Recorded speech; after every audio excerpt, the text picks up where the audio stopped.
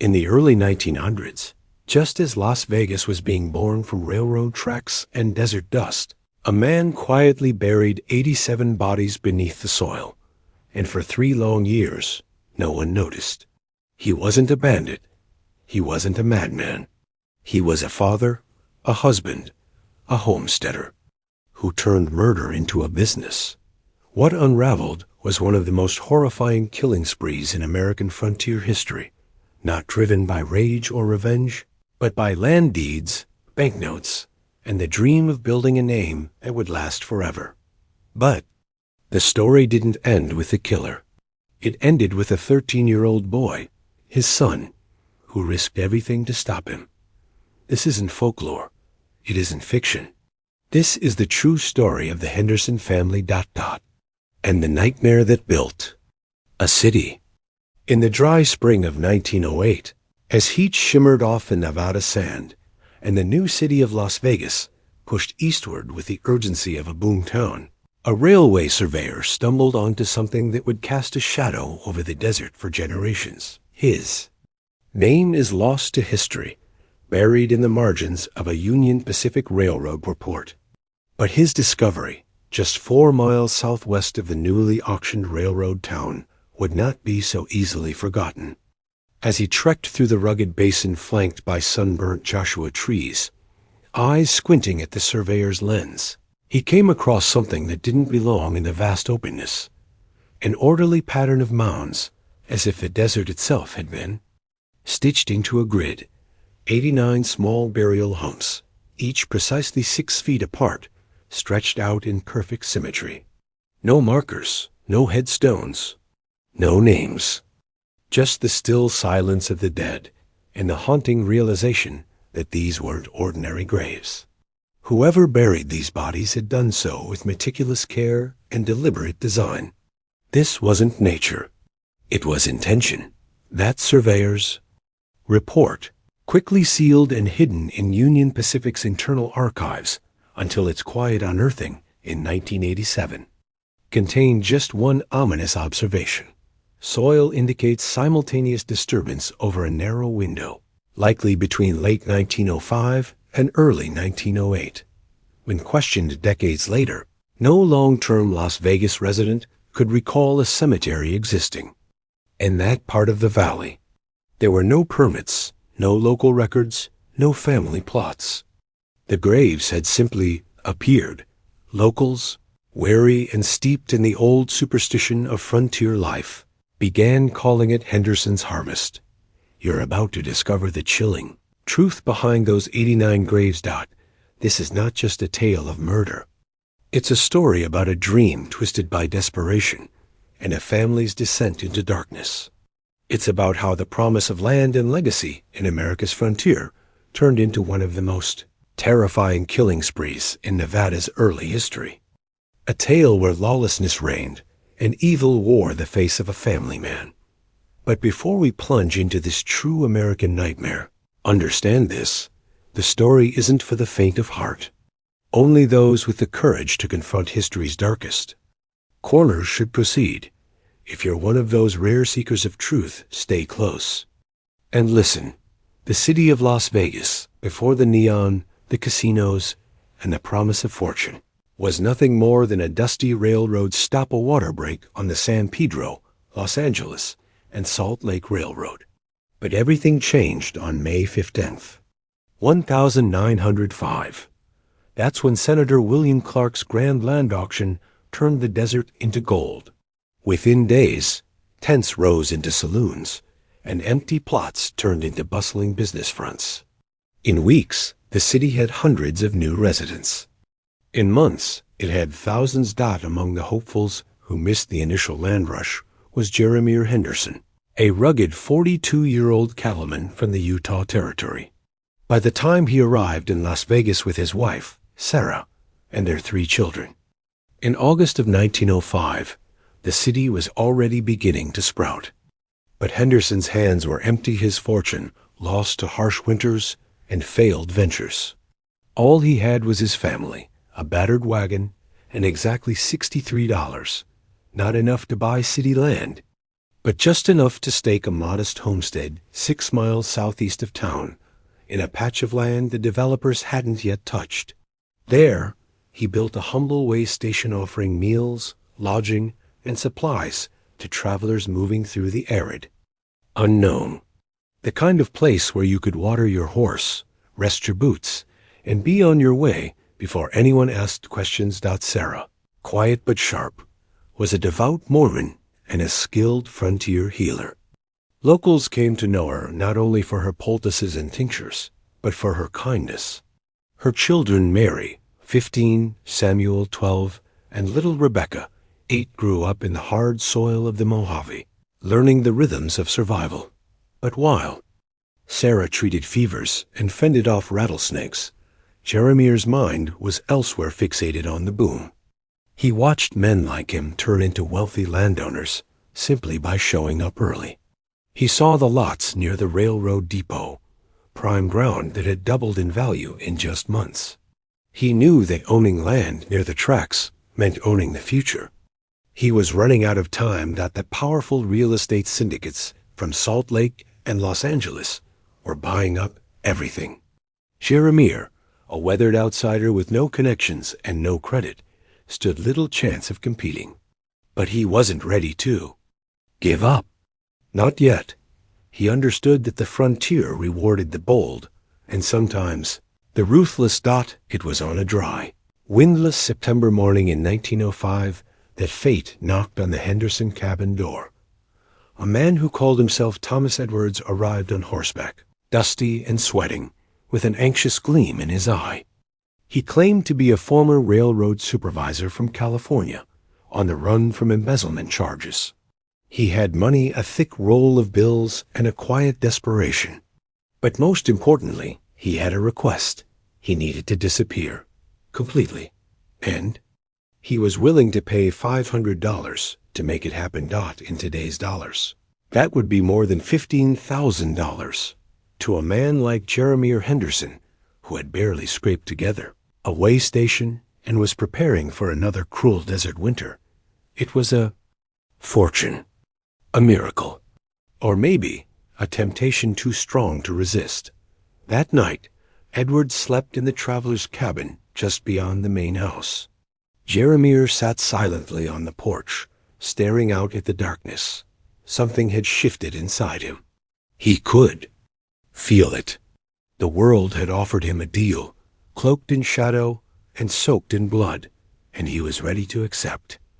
When the lanterns were dim and the house was quiet, Jeremy entered Edwards's room and pressed a pillow over his face. No struggle, no sound, just a quick, efficient end. The burial was the beginning. A shallow grave behind the homestead, 6 feet deep, marked only with a smooth stone etched with the number 1. Edwards's money was tucked away. His gear was sold discreetly in town. Jeremy told any who asked that the man had left before sunrise, heading for Arizona. What followed wasn't remorse. It wasn't fear. It was calculation. Jeremy took mental notes on the timing, on the disposal, on the silence that followed. He realized something horrifying. He felt nothing. No guilt. No sorrow. Just opportunity. He had the means. He had the motive. And now he knew he had the capability. The man who once rode cattle trails under Utah stars had crossed an invisible line, and he wasn't going back. 2 weeks after Thomas Edwards vanished into the Nevada soil, the whispers began. Not from townsfolk or lawmen, from Jeremy Henderson himself, not in hushed conversations in Las Vegas saloons and boarding houses. Jeremy carefully planted seeds.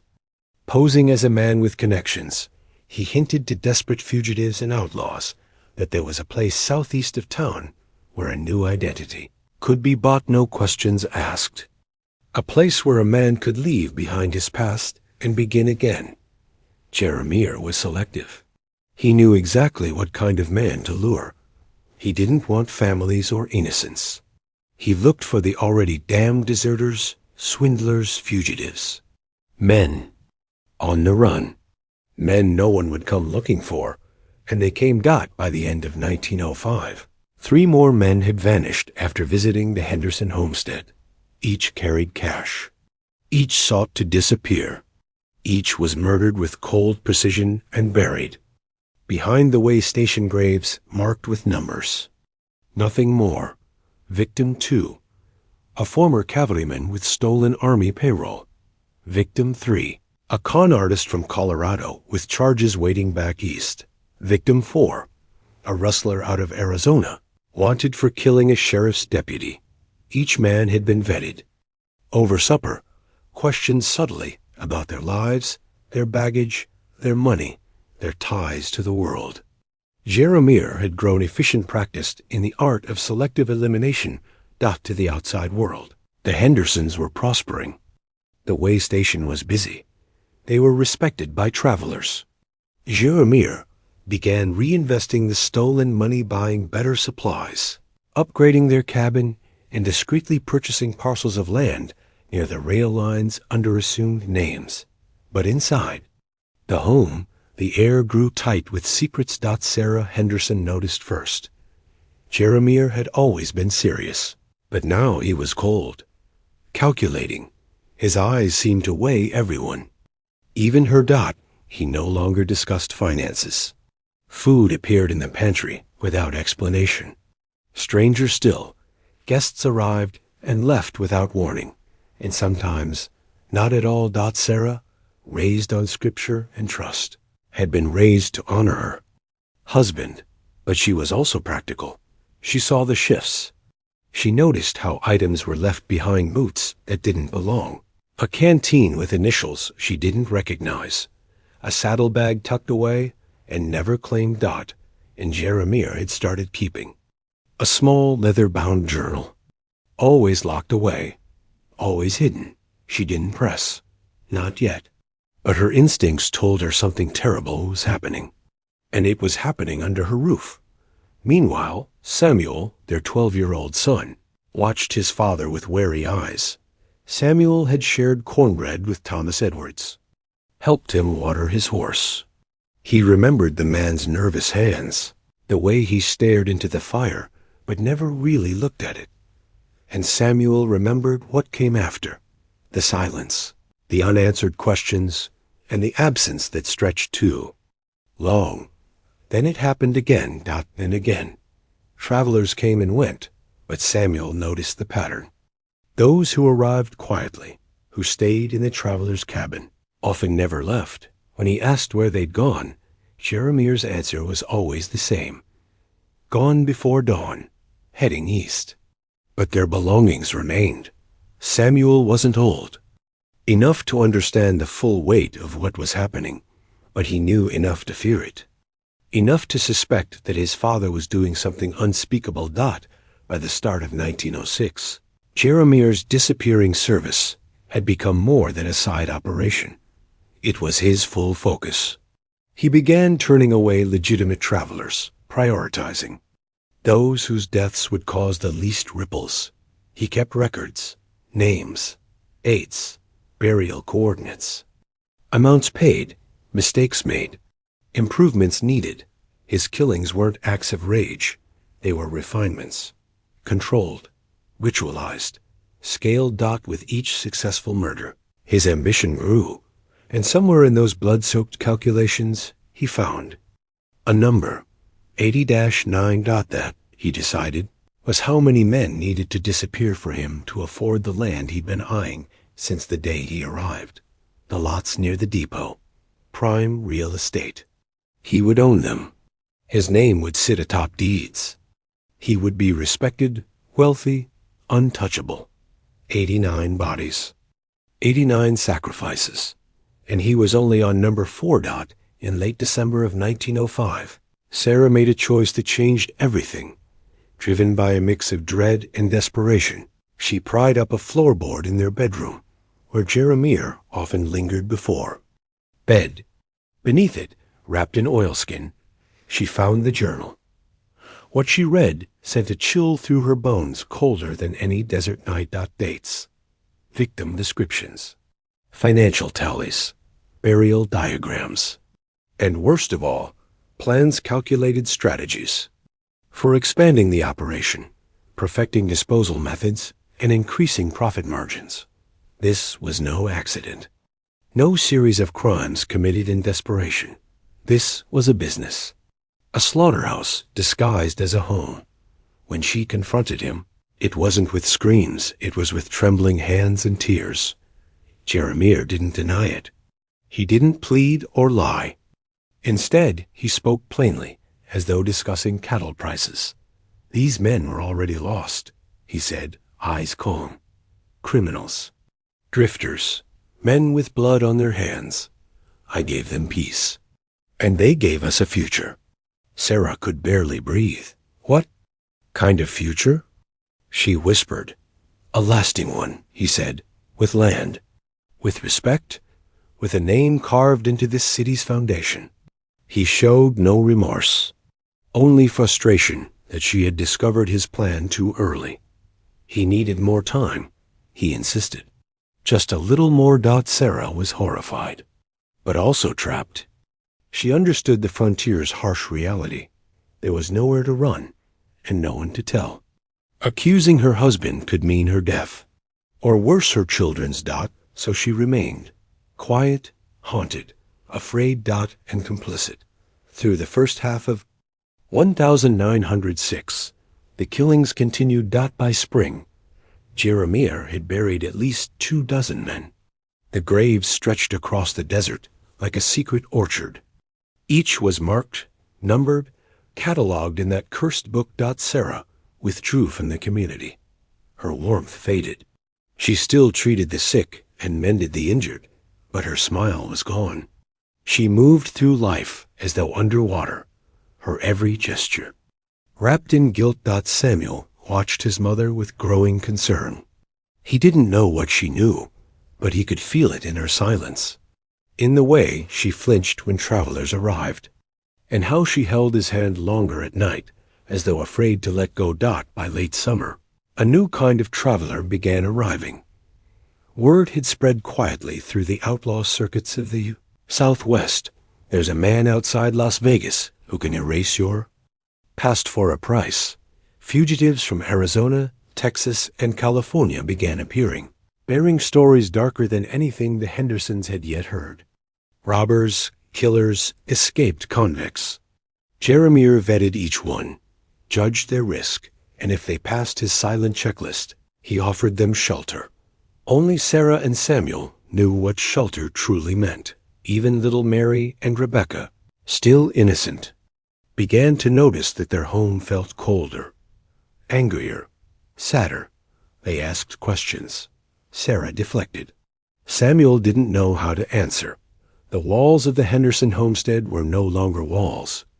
They were coffins sealing in secrets, screams, and the scent of blood that seemed to cling to everything, even the wind. Jeremiah Henderson was no longer the man who had arrived with $63 in a dream. He had become a predator, methodical, driven, and unshakable in his conviction. His family lived beside him, but not with him. They were accessories to an enterprise of death. Their dinner table sat on top of a graveyard. Their prayers were whispered in a house built on murder. And somewhere, in that dry stretch of desert, 89 graves waited to be filled. By the start of 1907, the Henderson homestead no longer resembled a family home. Outwardly, it looked the same weathered wood siding, a low fence of worn planks, chickens scratching in the yard. But inside, the atmosphere had turned suffocating. The silence around the dinner table had deepened, laced with dread. The smell of gun oil and burning sage hung in the air like a warning. Beneath the cabin floor, buried in a loose dirt crawlspace, Jeremiah Henderson's ledger had become heavier. Each entry recorded another man's death. Each number told a story never spoken aloud. Grave number 27, grave number 28, grave. #29. The killings were no longer triggered by opportunity. They were the opportunity. And Jeremiah's moral compass had long since shattered. He moved like a man with purpose. Convinced of the righteousness of his cause. To him, this was no longer murder. It was a transaction. Sarah had become an unwilling archivist of her husband's crimes. Though she still played the part of homemaker to the outside world, she had started her own hidden journal, a trembling hand scrawling entries late at night by candlelight, not just to document the atrocities, but to keep herself tethered to the truth. She recorded the names she overheard, the accents of the men who came and never left, the final meals she unknowingly prepared. She noted changes in Jeremiah, his sharper tone, his icy stares, how he had stopped referring to their victims as men and begun calling them clients. Worst of all were the children's questions. Mary had grown quieter, sensing the tension, but not understanding its roots. Rebecca was still too young, but even she had started asking about the travelers, who never said goodbye. Sarah wanted to scream. But screams in the desert echoed only in her mind. Samuel, now 13, had turned from child to soldier of secrecy, of survival. He tracked everything. He had located the burial site, disguised behind a cluster of yucca shrubs. He counted the rows, measured the spacing. Each grave precisely aligned like a military cemetery. It sickened him. He sometimes followed his father in the dark, watching from behind rocks as Jeremiah and his two new associates Marcus Webb and James Pike dug. Buried and erased, Webb was an aging Confederate with hollow eyes and a permanent limp. Pike was an ex-Army scout who never spoke unless asked. Both had been recruited from Las Vegas's criminal underbelly. Both knew what they'd signed up for. Samuel's hatred for them burned hot and silent, but his hatred for what his father had become burned hotter. The deaths came faster now. Jeremiah no longer waited for fugitives to find him. He sent Webb and Pike out into the desert trails posing as prospectors or merchants to hunt. They targeted isolated riders, traveling salesmen, prospectors heading to the nearby silver veins, anyone who looked like they might be carrying cash and wouldn't be missed. The pretense of helping men disappear had ended.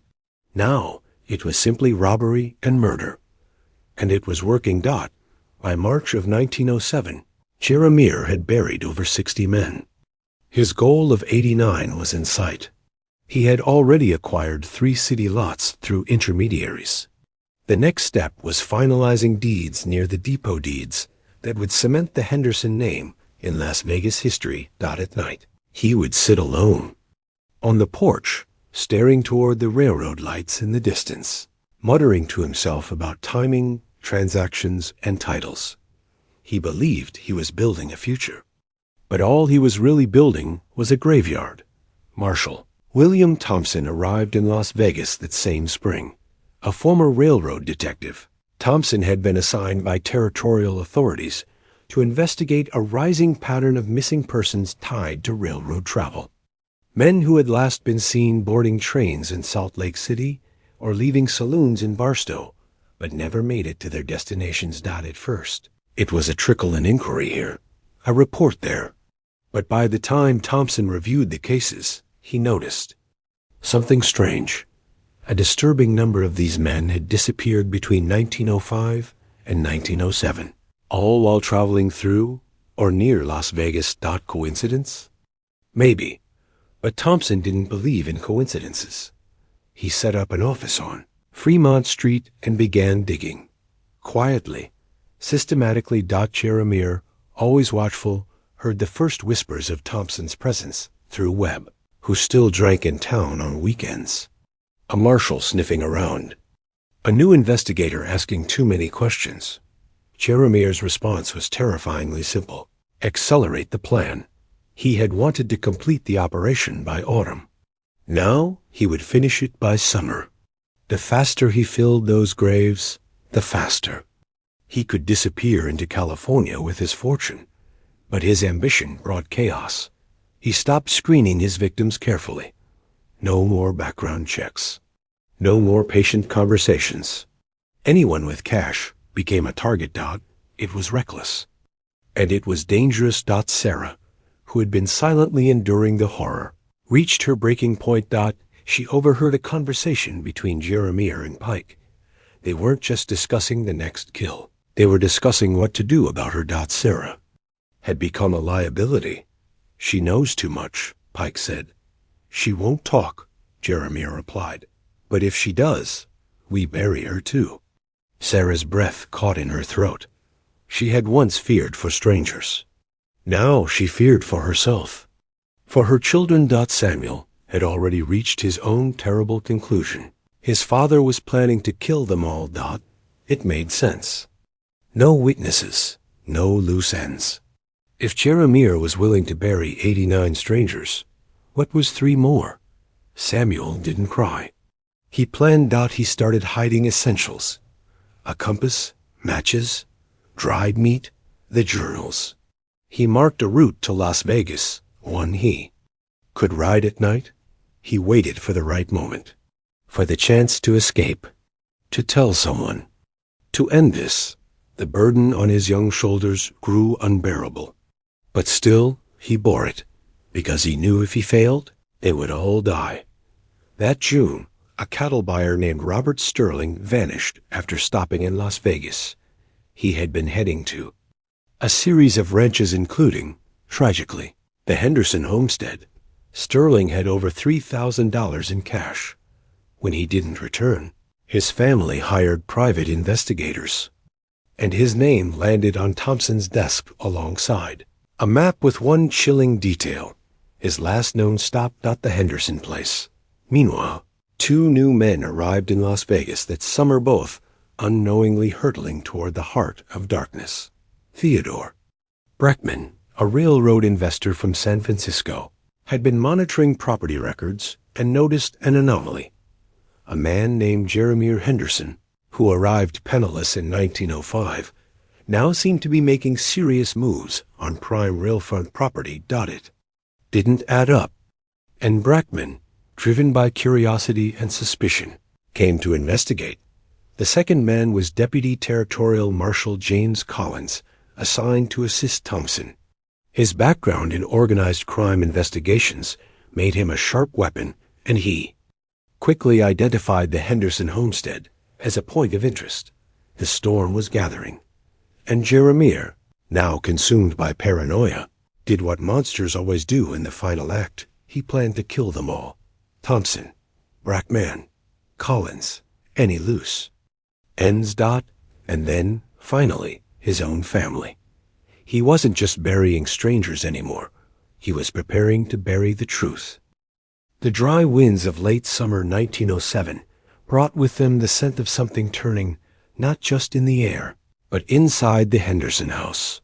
A tension so thick it clung to every word, every breath, every night that passed without sleep. Inside that timber-framed homestead, no one truly rested anymore. Sarah had stopped praying. The God she once whispered to now felt distant and silent, unable or unwilling to intervene. Instead, she wrote page after page in her hidden journal, her hands trembling, documenting every name, every face, every chilling fragment of her husband's spiral. It was her only control in a life now ruled by blood and fear. Each evening she looked into Jeremiah's eyes and saw someone else. Not the man she married, not the father of her children. He had become a machine, powered by greed, protected by delusion, and sharpened by years of unchecked violence. Jeremiah, for his part, was thinking big. He was 2/3 through his quota 60 graves filled, 29 to go. He could see the end.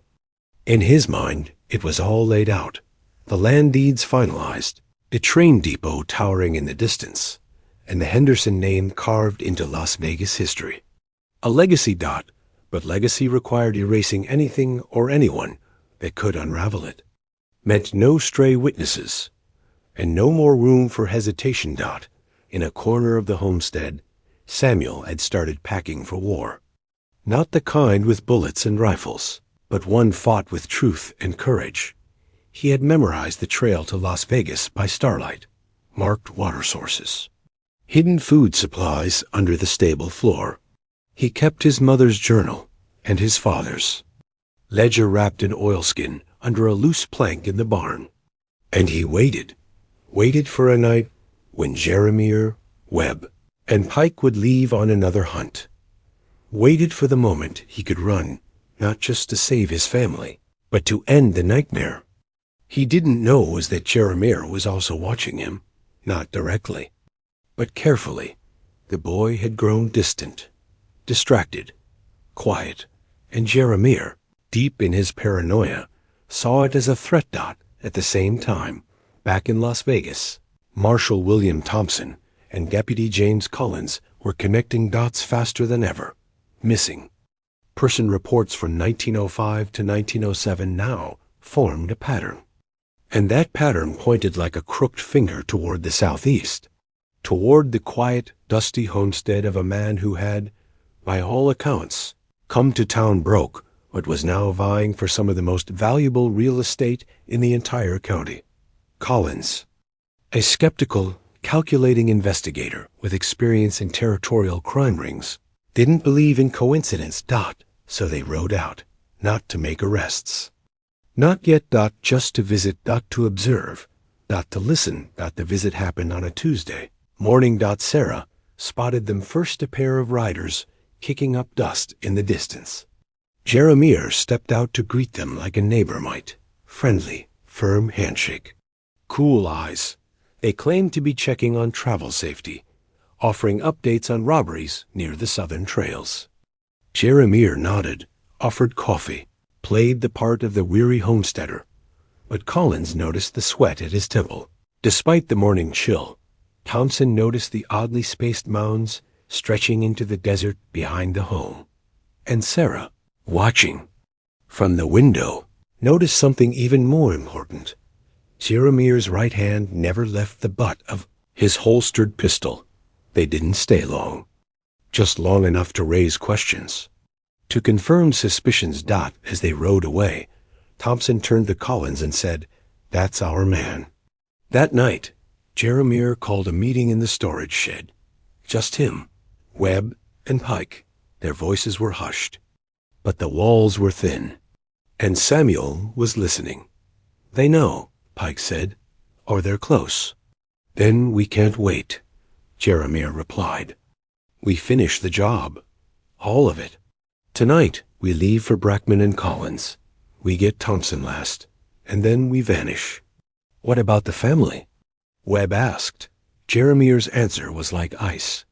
"We tie up every loose end." Samuel didn't breathe. He couldn't. Every word cut deeper.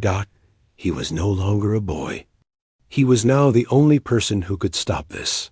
He waited until their horses disappeared into the darkness. Then he slipped into the kitchen. Sarah was sitting at the table, still as stone. She didn't ask where he'd been. She didn't have. "They're going to kill you," Samuel said, voice low. Sarah's eyes filled, but no tears fell. She just nodded. "I know." Samuel placed both journals in front of her. "I'm going to the marshal. Tonight." Sarah's hand gripped his. "You won't make it on foot." "I won't be on foot." He kissed her forehead, then Mary's, then Rebecca's, and without another word, Samuel stepped into the dark. His horse galloped across the Nevada night, hooves thundering like war drums over hard earth.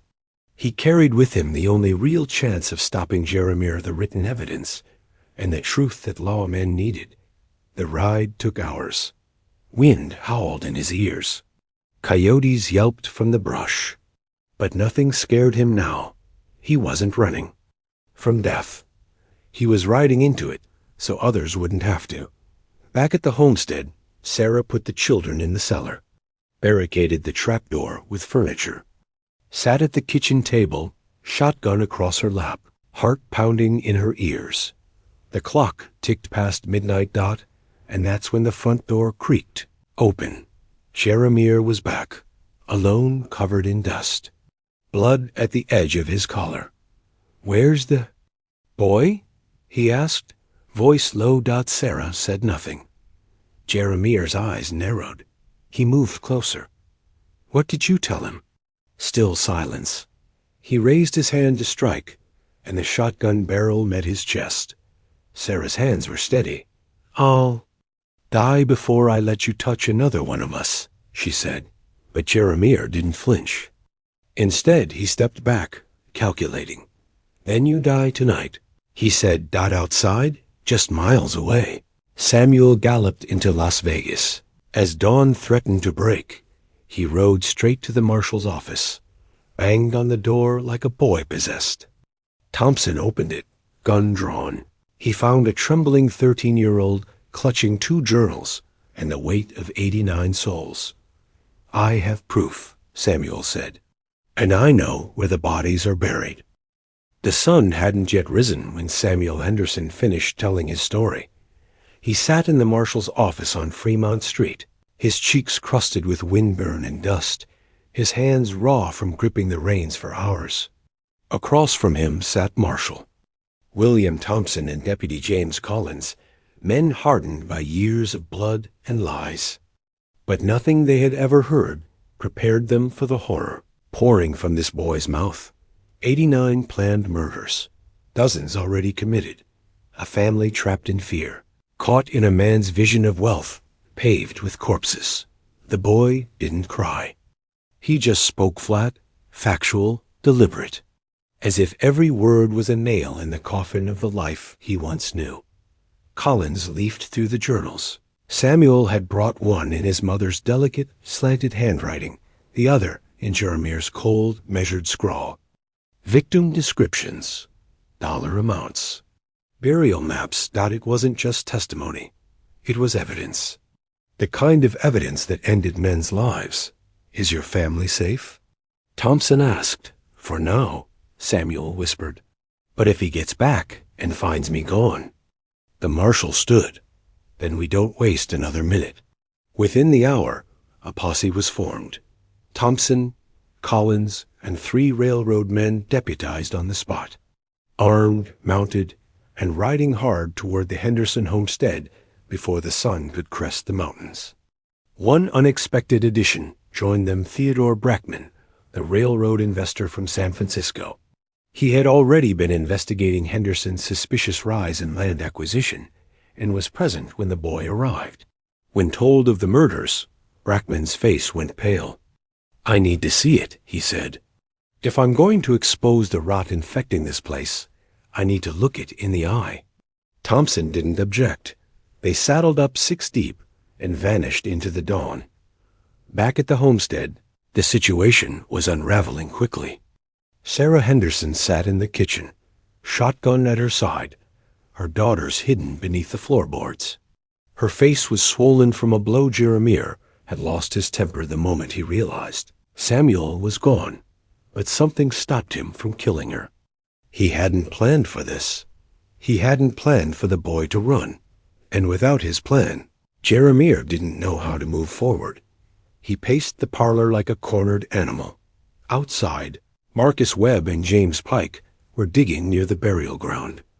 Not new graves, they were trying to relocate old ones. Burning clothes, moving bones. Covering tracks. It was already too late. The posse reached the Henderson land just after sunrise. They found the house quiet, but the signs of violence were immediate. The front door hung open, blood on the threshold, furniture overturned. They found Sarah in the kitchen, bound and gagged, but alive. She couldn't speak, but her eyes said everything. Thompson and Collins freed her. Brackman pulled open the cellar door and found Mary and Rebecca, trembling, clutching each other in the dark. That was the last quiet moment of the day. Because then a shot rang out. Webb had spotted the riders first, shouted a warning, and opened fire. The battle erupted at the edge of the burial field, dozens of shallow graves behind them, and nothing but death in front. Jeremiah, rifle in hand, took cover behind a wheelbarrow half buried in sand. He shouted to Pike, to Webb, but it was clear. They were outgunned, outnumbered, and out of time. Pike went down first, struck in the throat. Webb tried to run. He made it 10 feet before Collins dropped him with a shot to the spine. Jeremiah held the high ground, snarling like a wild dog, firing until his rifle clicked dry. And he ran. Not toward safety, but toward the graves. Thompson chased him on foot, revolver drawn. Jeremiah stumbled between the rows, past marker number 38, past marker number 62, past lives extinguished for a dream that never came. He tried to light a fire, tried to destroy the ledgers, the journals, the evidence, but Thompson tackled him before the flame caught. They rolled in the sand, fists flying. Jeremiah landed a punch, but Thompson was younger, stronger. He pinned him down, gun pressed to the killer's forehead. "Give me a reason," the marshal hissed. Jeremiah just laughed. "You're too late. I've already won." It was over in minutes. The gunmen were dead. Jeremiah was bleeding, bound, and muttering about land deeds and mischances.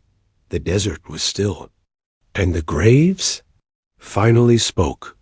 The burial site stretched like a maze behind the homestead. The posse moved carefully, counting the mounds, matching them to the journal entries. 80-7 bodies, exactly as recorded. Some had been buried with their belongings, coins, lockets, boots. Others were stripped bare. Some were recent. Others little more than bone. Brackman stood in the center of it all, hand over his mouth. "This isn't a burial ground," he said. "It's a spreadsheet. Every grave. An entry in a ledger." The survivors watched in silence as Thompson and Collins began coordinating recovery efforts. Men were sent back to Las Vegas for wagons, tools, and more manpower. Samuel returned that afternoon, having followed the posse on horseback after they left. He rode into the yard and saw the bodies. Saw the blood. Saw his father, cuffed and broken, sitting in the dirt like a man who had never been whole. Samuel didn't say a word. He just stood beside his mother and held her hand. Jeremiah was taken to Las Vegas under heavy guard. On the ride back, he spoke only once. "They were criminals," he said. "Every last one. I cleaned the desert." No one replied, because there were no words that could answer such madness. In the weeks that followed, the story spread like wildfire. Newspapers dubbed it the Henderson Harvest. Headlines screamed about the serial killings hidden behind a family name. Reporters swarmed Las Vegas. Sketch artists drew the homestead, the graves, the faces of the survivors. The town had never seen so many cameras. Or so much shame. And the graves? They became evidence, excavated, cataloged. Dozens of families across the West received closure. A son found, a brother confirmed dead, a father's fate no longer a mystery. But some were never identified, just numbers in the desert, just markers in the sand. The Henderson homestead was boarded up. The land, poisoned by what had grown there. But Sarah, Mary, Rebecca, and Samuel were taken under protection. Their names changed. Their lives, if not whole, were spared, for now. The trial of Jeremiah Henderson was set for the spring of 1908, but the verdict had already begun forming in the hearts of every man, woman, and child who read the papers. Las Vegas had never seen anything like it. Carson City's courthouse, normally a quiet outpost of territorial law, became the epicenter of American horror. Journalists poured in from Denver, San Francisco, Salt Lake City, and beyond. Headlines read like pulp fiction. Desert devil faces justice. Father, killer, monster. Henderson's house of death. And yet, for all the noise, the man at the center of it sat calm, expressionless, clean-shaven, with the same cold detachment he'd shown while digging graves. The prosecution had more than enough to build their case. The journals won in. Jeremiah's own hand, another in Sarah's. Samuel's testimony clear, consistent, devastating. The burial ground 87 bodies unearthed, each corresponding to a ledger entry. Recovered belongings, rings, watches, photographs. Even weapons taken from victims. There were no alibis to invent. No legal gymnastics to perform. The truth was undeniable. And yet, Jeremiah never admitted guilt. Not once. Sarah Henderson was brought to Carson City under tight protection. She hadn't spoken to her husband since the morning of his arrest. She never would again. Her role in the crimes became the subject of heated debate. Was she a partner in murder? A battered accomplice? A mother doing her best to keep her children alive? The answer, it turned out, was all of the above. The territorial attorney general, recognizing the complexity of her situation and the irreplaceable value of her journal, granted her full immunity in exchange for testimony. Critics howled, but most saw her not as an enabler, but a prisoner of circumstance.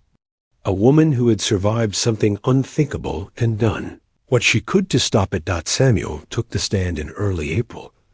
He wore a gray coat 3 sizes too big. His sleeves rolled and his collar crooked. But his voice, though tight, never wavered. He spoke of Thomas Edwards, of the suspicious disappearances, of watching Webb and Pike dig under moonlight, of hiding journals and preparing to flee, of his father's threats, of his midnight ride through the desert. At one point, when the prosecutor asked why he'd risked everything to expose his father, the boy said only, "Because if I didn't, he would have killed my mother and my sisters." And more people after that. I didn't want to be the last person who could have stopped him and didn't. The courtroom was silent. Even the journalists stopped writing. Jeremiah's defense attorney, rail-thin man with shaking hands, offered little argument, tried to paint the crimes as acts of desperation, suggesting Jeremiah had lost his mind under the pressure of frontier life. But the journals were too meticulous. The planning too cold. These were not crimes of impulse or poverty. They were investments. When Jeremiah took the stand against his lawyer's advice, he spoke calmly. He described his victims not as men, but units of risk. He claimed they were criminals, fugitives, beyond redemption. That what he offered was a final peace and a way forward for his family. "You call it murder," he said. "I call it survival. No one was going to hand me land. I earned it, one grave at a time." He showed no remorse, no flicker of guilt, no recognition of the faces watching him from the gallery. Sarah's pale silence, Samuel's tight jaw, Mary and Rebecca clutching each other near the back row. On May 3, 1908, after just 4 hours of deliberation, the jury returned guilty on all counts. 87 counts of murder. The judge, William Morrison, issued the sentence with little ceremony. "You shall be hanged by the neck until dead. Justice demands no less." Execution date, July 4, 1908. Independence Day. In the weeks that followed, public fascination only grew. Artists sketched Jeremiah in chains. Reporters hounded Sarah, who refused all interviews. Samuel was offered book deals. He turned everyone down. He wanted distance, not fame. The graves outside Las Vegas were filled in again, but this time with dignity. A temporary memorial was placed at the site. The city tried to move on. But how do you move on when your town was founded on bones? The day of the execution was hot, and windless. At dawn, the gallows creaked behind the Carson City jail. A small crowd gathered, reporters, officials, and a few families of victims. Jeremiah refused a priest. He walked to the scaffold without fear. Asked for final words, he said, "I did what I had to do to provide for my family. If that makes me a monster, history can decide." And then the trapdoor opened. And the desert had one more body to bury. The fallout was immense. Las Vegas's reputation as a place of promise, of growth, was bruised. Real estate prices dipped. Business slowed. People asked questions about how a man could murder so many, so close, for so long. Territorial authorities revamped missing persons protocols. particularly along rail lines. Law enforcement procedures were rewritten, and the name, Henderson, was quietly erased from city records. Not forever, but long enough for silence to settle. Sarah. And the children were granted new identities and relocated to Oregon by order of the court. They left Nevada behind with only a few bags, a new surname, and the shattered remnants of a life they never asked for. Sarah, remarried in 1910. Mary became a nurse. Rebecca taught school. Samuel, he took the reward money and put himself through college. He became a teacher and later a principal. But the scars never faded. In private, Samuel wrote a memoir, not for fame, but for clarity. He called it The Numbered Dead. It described, in unflinching detail, the year his father turned from man to monster, and how a boy with nothing but courage and conviction stopped him.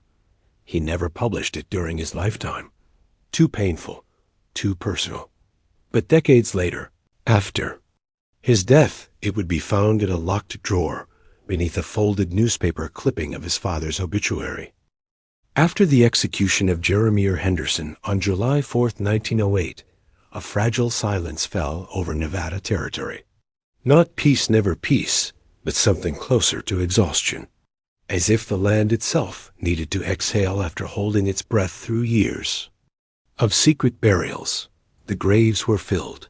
The homestead was emptied, but the echoes remained.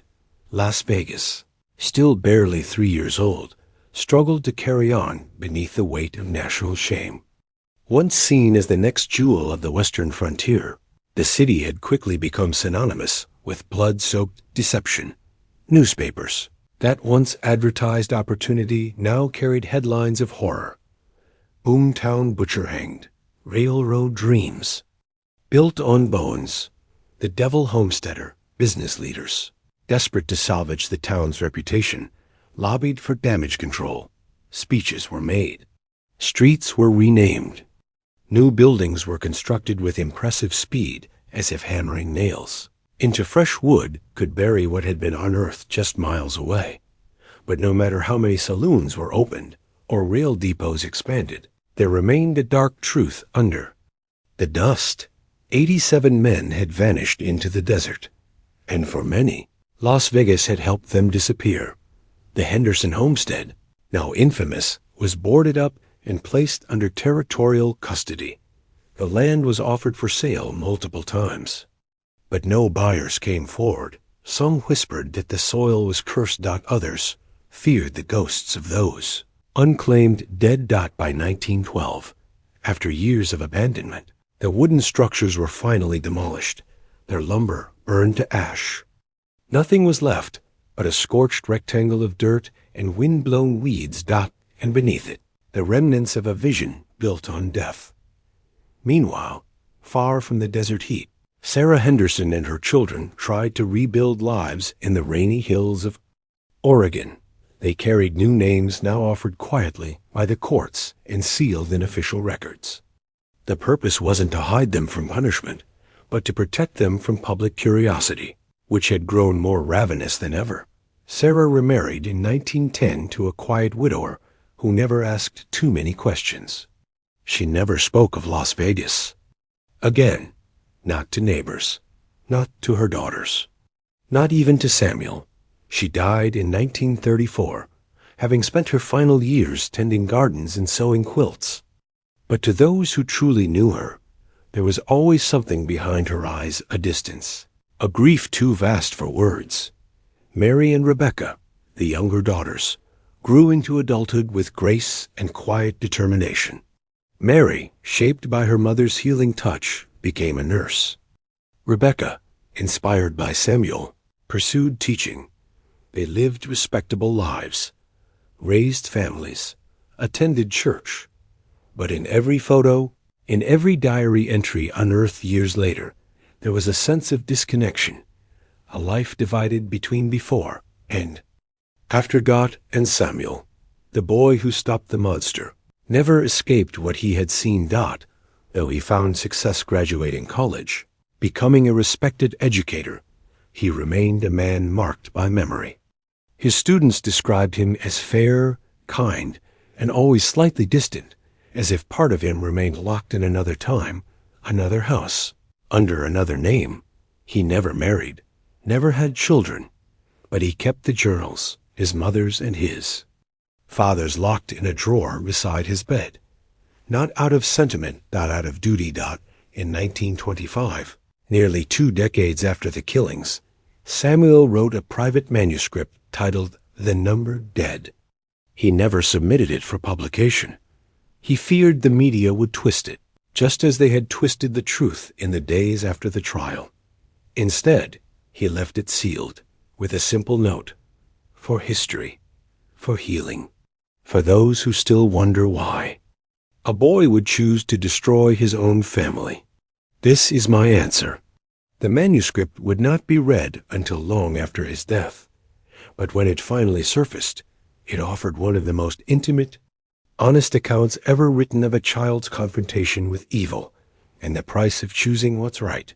Meanwhile, back in Nevada, the legacy of the Henderson murders slowly morphed from crime into folklore. By the 1920s. As Las Vegas began its second boom, this time fueled by the discovery of nearby mineral deposits, the story had become a cautionary tale, whispered by old-timers and doubted by newcomers. People referred to it in hushed tones. You know that patch of land south of the city? That used to be death ground. Henderson's harvest, that's what they called it. Most of the younger generation believed it was just myth, an urban legend. They didn't know the case files had been sealed in 1912 by order of the territorial court, locked away to protect the Henderson children from unwanted attention. And without those files, the story became ghostly half-remembered, doubted, reimagined around campfires. A lesson lost in time, but not forever. In the 1970s, a group of University of Nevada historians stumbled upon archived land records, ledgers, and long-forgotten legal documents referencing a massive investigation that had once shaken the territory. Curious, they requested access to the sealed files. After years of petitioning, the courts granted limited access under historical preservation. Laws. What they uncovered stunned the academic world. Dozens of original photographs, trial transcripts, the full victim ledger, and most shockingly, the burial maps. By the 1980s, forensic teams, working alongside state archaeologists, launched a full excavation of the former Henderson land, now part of a growing suburban stretch. South of modern Las Vegas. They found the graves. 87, just as Samuel and Sarah had recorded. Perfectly spaced, perfectly aligned. Perfectly planned. The discovery reignited interest in the case. Suddenly, what had been dismissed as frontier myth was now front-page news again, this time with evidence, science, and undeniable truth. Documentaries were made. College courses referenced the case as an early example of organized serial murder, and criminologists began reclassifying Jeremiah Henderson's methods not as chaotic violence, but as systematic, business-driven killing. One professor at the time wrote, Henderson wasn't mad, he was methodical. A man who learned to see human life as currency. He didn't snap, he evolved. Eventually, the land was turned into a memorial park. Dramatic. Not touristy, just a quiet grove with desert trees, interpretive plaques, and a stone monument that reads, in memory of those who sought new beginnings in the Nevada desert and found only silence. May they rest in justice. The monument names. No names. It tells no gruesome details. But to those who know the full story, it says everything. By the time the 1990s arrived, Las Vegas had fully reinvented itself. Glittering casinos, international tourism, lights so bright they blocked out the stars. The desert had become neon. Yet buried just beyond the southern sprawl, beneath suburban sidewalks and playgrounds, was a story too dark to fade completely.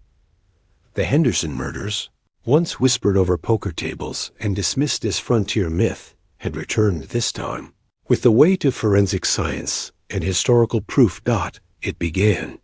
Quietly, in 1987, a small team from the Nevada Historical Society published a journal article, The Henderson Ledger, a forgotten crime in the formation of Las Vegas. Within weeks, it caught national attention. A murder spree organized, calculated, and hidden beneath the foundation of a booming American city? It sounded like fiction, but the evidence was irrefutable. The ledgers, the journals, the sealed trial transcripts, and the 1983 excavation that uncovered exactly 87 graves, each precisely 6 feet apart. Suddenly, the past had teeth. Again, university criminologists from across the country came to study the case. Psychologists began analyzing Jeremiah Henderson not as a frontier killer, but as a case study in structured sociopathy, a man who weaponized morality to justify mass murder. He wasn't a madman raving in the dark. He was something worse. A man who believed he was right. Jeremiah's profile stood out among other serial murderers of the era. Unlike killers driven by compulsion, rage, or fantasy, his motivation was cold-blooded calculation. Financial gain, social mobility, land. Every decision was designed to build a future at the expense of someone else's past. He didn't just kill. He kept ledgers. He priced lives the way a shopkeeper prices goods. Even his family, his wife, his son, his daughters were seen not as people, but as assets or liabilities in his grand design. In 1994, a team of forensic psychologists at a crime symposium in Denver presented a paper titled The Business of Death, Jeremiah Henderson and the Evolution of Financially Motivated Serial Killing. The paper concluded, what makes Henderson unique is not the body count, but the method. His was a model of murder that mimicked the free market ethos of the early 20th century frontier: efficiency, profit, low visibility. He didn't believe he was evil. He believed he was clever.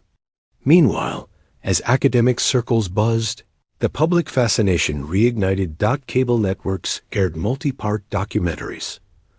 Journalists tracked down Samuel's unpublished manuscript, now held by the University of Oregon under restricted access. Historians released books with titles like Desert Ledger, The Henderson Harvest, and From Homestead to Hell. And yet, amidst all the noise, one voice was notably quiet: the Henderson descendants. They had scattered over the decades, most of them living under the assumed names granted after the trial. A few spoke anonymously to researchers. Most didn't speak at all. But in 1998, a rare interview was granted. Emily Archer, a quiet woman in her 60s and granddaughter of Rebecca Henderson, agreed to speak with a doctoral student, conducting oral histories on Nevada's forgotten tragedies. The interview took place in a modest farmhouse near Ashland, Oregon. No cameras, just a tape recorder and a notepad. Emily was calm, her voice soft. She made it clear she wouldn't discuss specifics, no mention of Jeremiah, the trial, or the crimes. But she did say this: the story was never hidden from us. But it wasn't glorified either. We weren't raised to hate him or forgive him. We were taught that courage sometimes means telling the truth when it costs you everything. Samuel, she added, was always spoken of as a hero in our family, not because he was perfect, but because he did the hardest thing a person can do. He stood up to his own blood. This perspective offered a rare human window into the long echo of trauma, how families carry history like a stone in the pocket. Not always visible, but never gone. It also reframed the Henderson story, not just as one of evil, but of moral courage, because buried beneath the headlines and horror was a boy 13 years old who made a decision that would cost him everything. He knew. And in doing so, saved lives. The monument at the burial site simple, quiet, surrounded by creosote and shaded benches. became a place of reflection. Some visitors came out of curiosity. Others came in mourning. And a few came to leave. Tokens, coins, flowers, sometimes a small wooden cross with no name. One child left a note that read, "You mattered.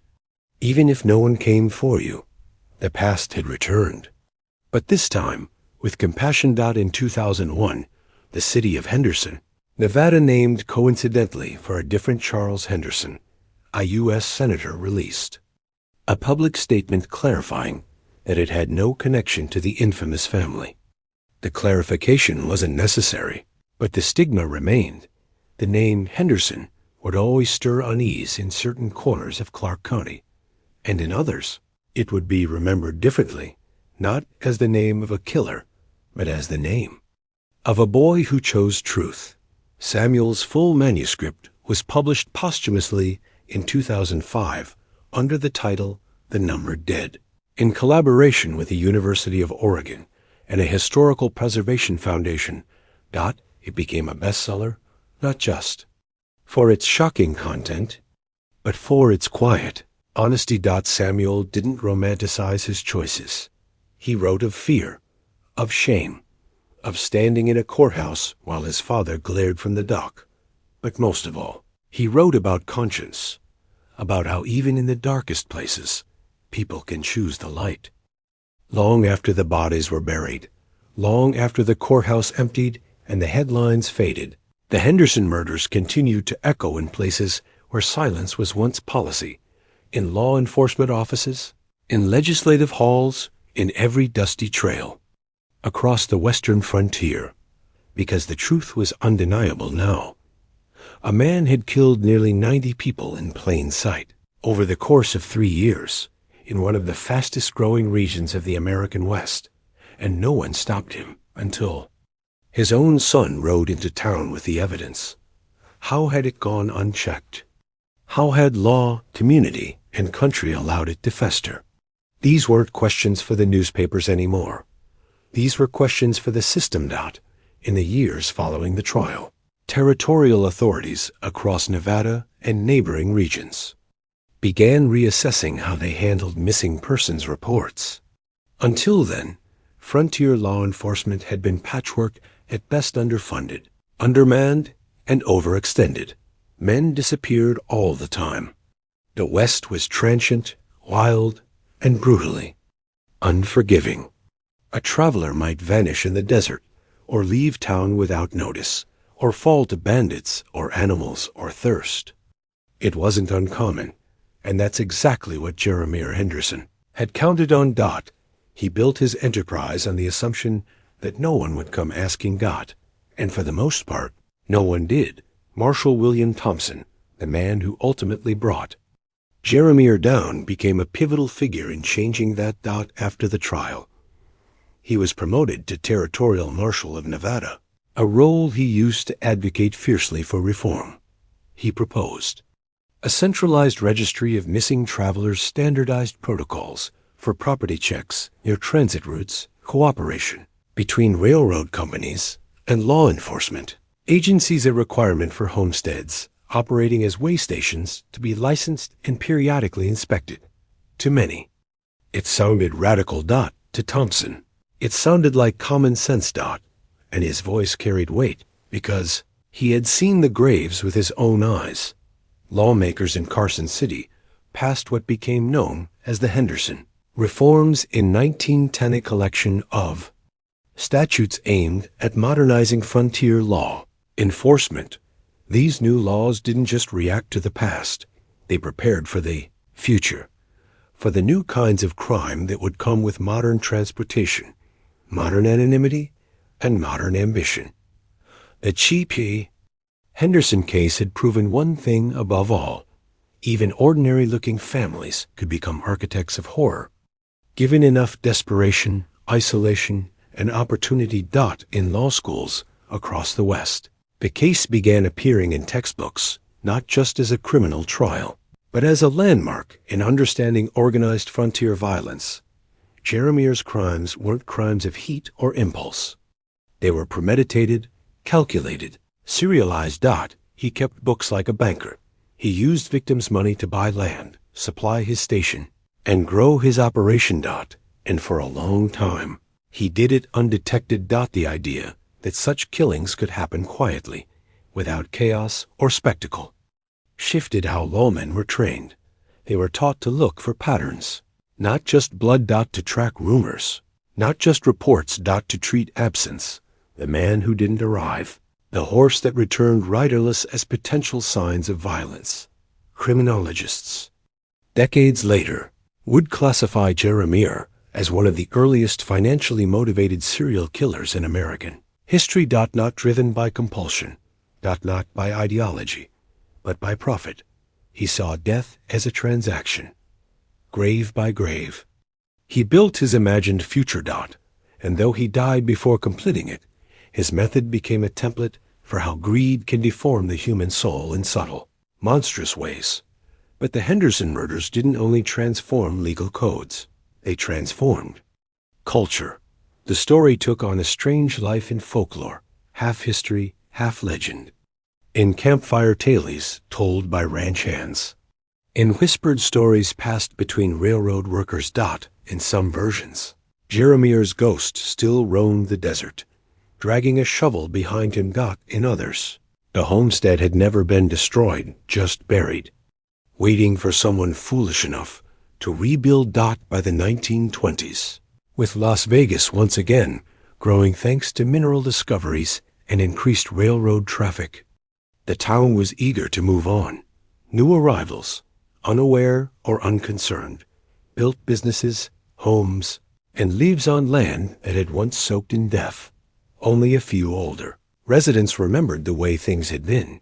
They didn't speak of it often, but every once in a while, someone would look south of town, squint into the shimmer of desert heat, and say quietly, "That land remembers."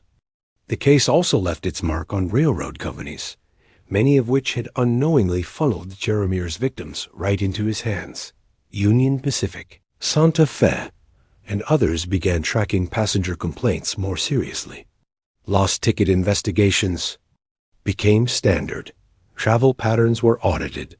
Local station agents were instructed to report regular stopovers at unregistered way stations. The idea was simple. If someone like Jeremiah could exist, he wouldn't be the last. And perhaps he wasn't. In the years that followed, other cases emerged, smaller, but bearing unsettling resemblance. A family in New Mexico discovered to have killed 6 travelers. A boarding house in Colorado linked to a series of poisonings. Each time, investigators referenced Henderson. Each time, the lesson returned. Monsters don't always growl. Sometimes, they smile and serve dinner.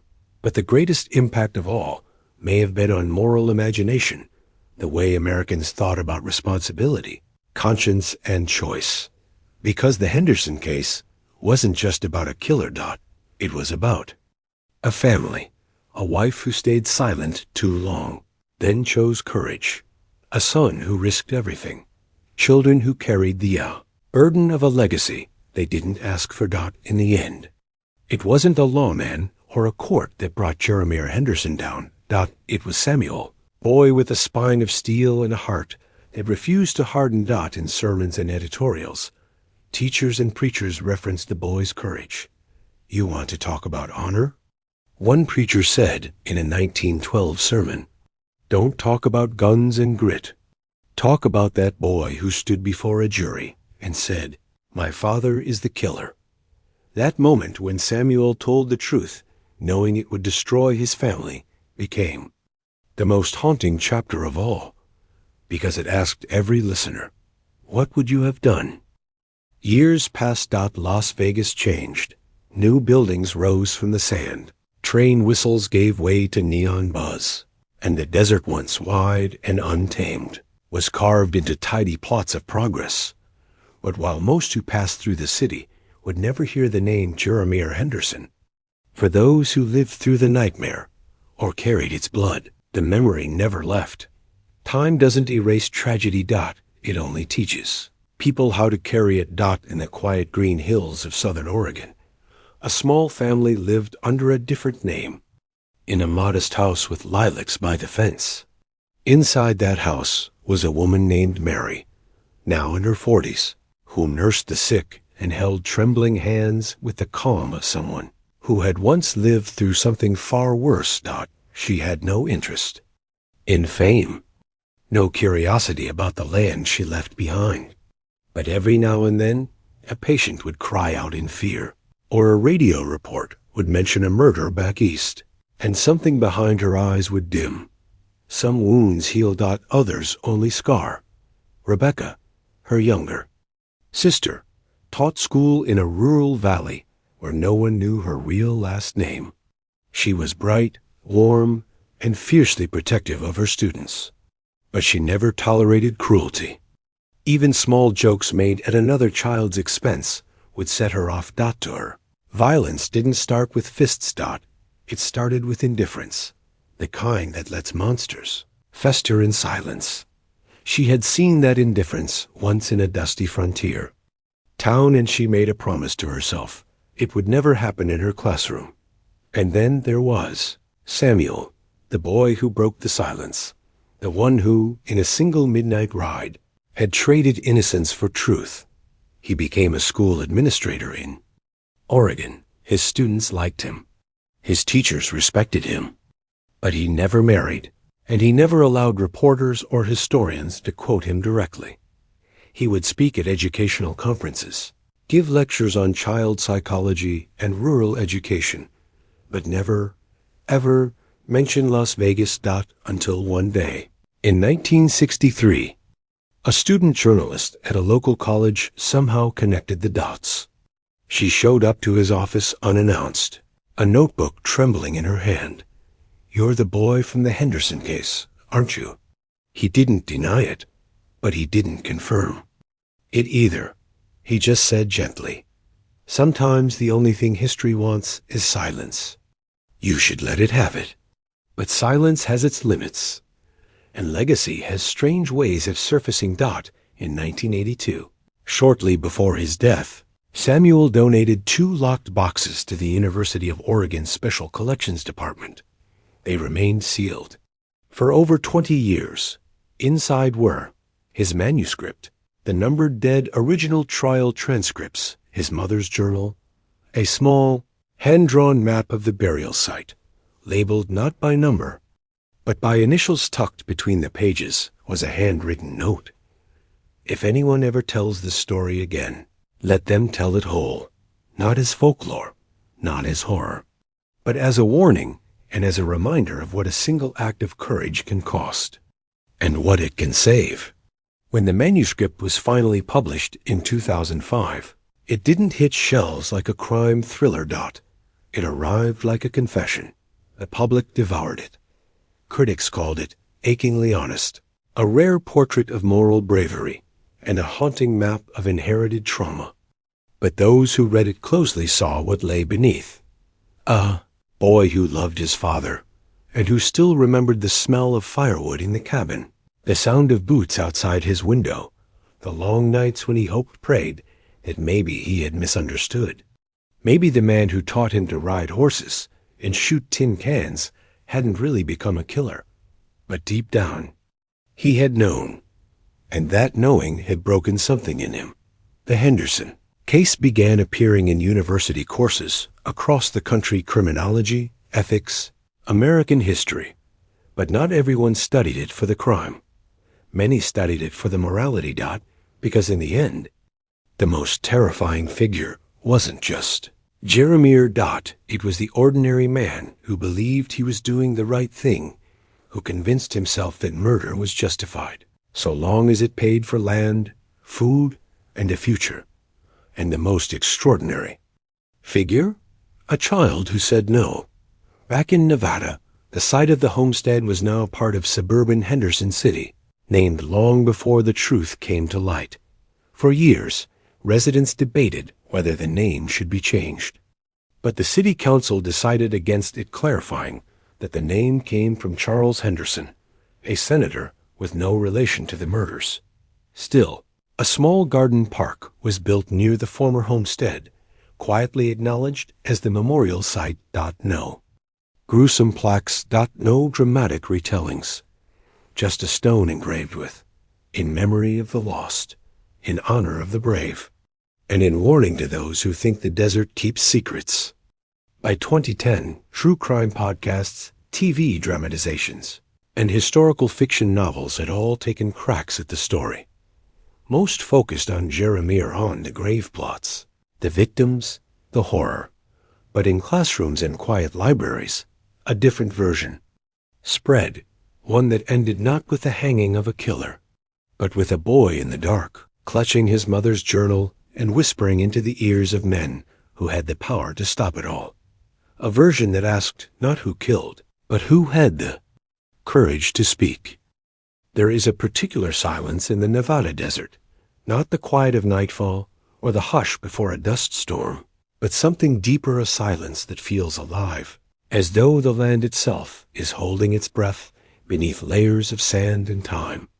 If you stand on the southern edge of Henderson City, near the little grove that was once a killing field, you can still feel it.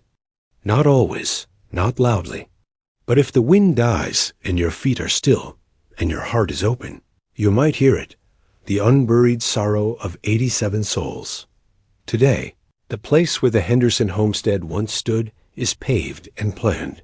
There are subdivisions, dog parks, and cul-de-sacs with names like Sage Blossom Way and Iron Horse Drive. Families walk their children past landscaped trails. Teenagers ride scooters beneath sunset skies, unaware of what once happened beneath their wheels. And maybe that's for the best. The earth has been reshaped, but it has not forgotten that the small memorial garden at the edge of the neighborhood is easy to miss, just a fenced-off patch of shaded benches and desert trees, anchored by a stone plinth with a metal plaque. No dramatic imagery. No names. Just words etched in steel. To the forgotten. To the brave. To the truth that was buried and unearthed. Every few weeks, someone leaves flowers. Sometimes a coin. Sometimes a small wooden cross with no name. But more often, it's nothing. Because the story, the full, terrible story, is now kept in libraries, universities, and the private memories of those who still study what evil looks like when it wears the mask of a father, a husband, a neighbor. In those places, Jeremiah Henderson has become more than just a name. He is a case study, a cautionary tale, proof that monsters can build homes, can raise children, and wear clean shirts. And that the worst horrors don't always roar. Sometimes they whisper. But this story was never only about Jeremiah. It was about those who lived through him and those who made sure the truth was known.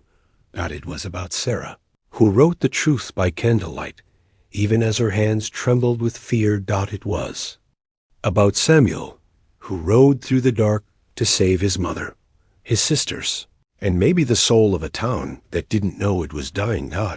It was about Marshall Thompson, who chased justice into the dust and never let go. And it was about the victims' men whose names we'll never fully recover, but who once carried dreams and laughter and purpose before they were turned into entries in a murderer's ledger. In his final letter discovered with his manuscript, tucked between pages of his mother's journal, Samuel Henderson wrote this: "I've been asked why I didn't publish this sooner. The answer is simple. The world wasn't ready to hear it, not truthfully. They wanted drama, sensation. What they didn't want was the part where it cost me everything. I lost my father, yes, but I also lost the boy who believed in him. I lost my family's good name. I lost the ability to feel simple joy without wondering what might hide behind it. But I never lost the truth. I carried it. For them. For me. For all of us who've ever loved someone who became something unrecognizable. The story of the Henderson murders is no longer just a chapter in a book. It has become a mirror. Mirror for towns that grow too fast. For families who hide too much. For systems that fail to listen to quiet voices. Especially the voices of children. It asks questions no one wants to answer. What do you do when the villain is the person you once trusted most. How many signs do we ignore before blood is spilled? What would you do if telling the truth meant destroying your entire world? In classrooms, professors closed lectures on the Henderson case with these questions. In documentaries, voice actors read excerpts from Samuel's writing. And in homes across the West, the story is retold not for thrills, but for understanding. Because in a world that moves faster every day, sometimes we forget how long silence can last. How deep the ground must be dug before we uncover what was buried there, not just bones, but choices. If you walk that trail today, the one near the grove, and sit on the second bench facing west, you'll see the mountain ridge glowing orange at sunset. You won't see the graves. You won't see the house that stood here, or the cellar where two girls clung to each other, or the boy riding through the night. But if you listen, if you let, the silence in you might hear what they heard, and you'll understand why this story had to be told.